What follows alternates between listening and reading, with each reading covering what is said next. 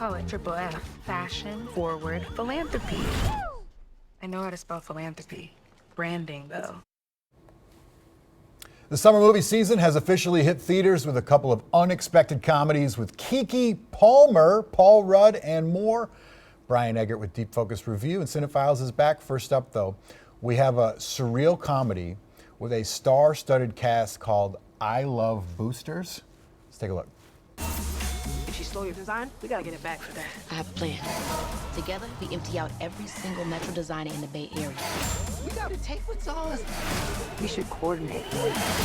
What are we waiting for? They've taken everything. It's not even that yellow in here anymore. All right, I don't know what's going on here.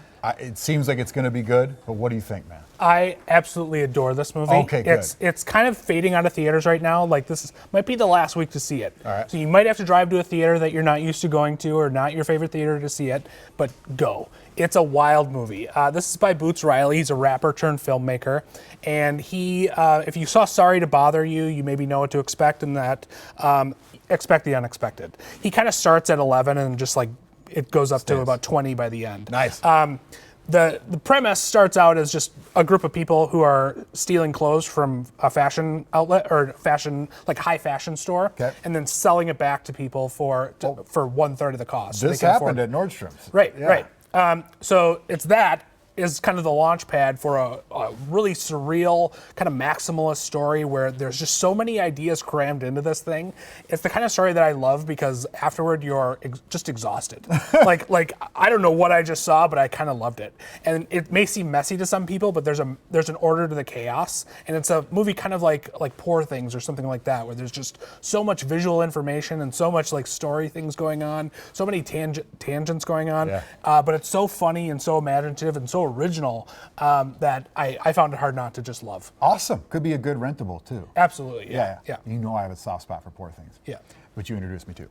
All right, up next, a washed-up wedding singer played by Paul Rudd teams up with a fading boy band star played by Nick Jonas in Power Ballad. Let's take a look. Can I make a suggestion? Where do you go like, never gonna run if you don't walk. Never gonna talk, but don't look down. I could tell within 2 minutes of meeting you, you're not just some boy band guy. And you are too good for that wedding band.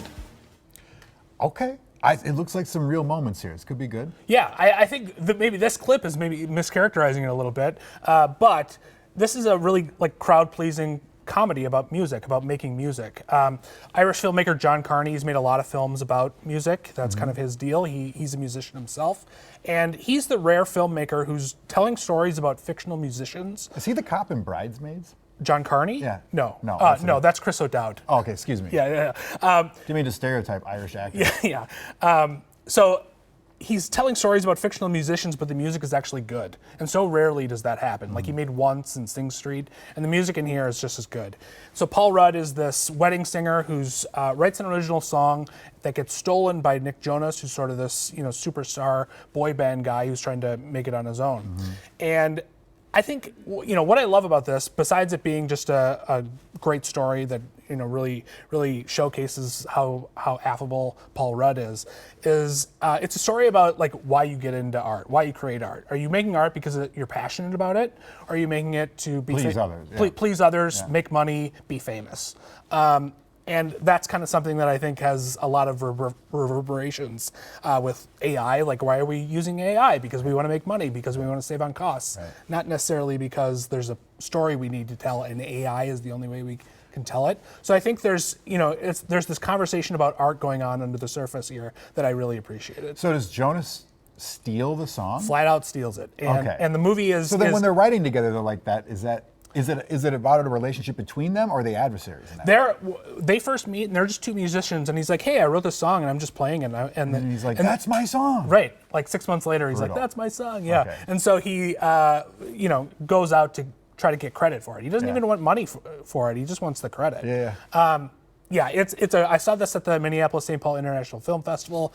Total crowd pleaser. Everybody was, clapped afterward. Just Nice. super fun. I think, if people are looking for a feel-good movie, this is it.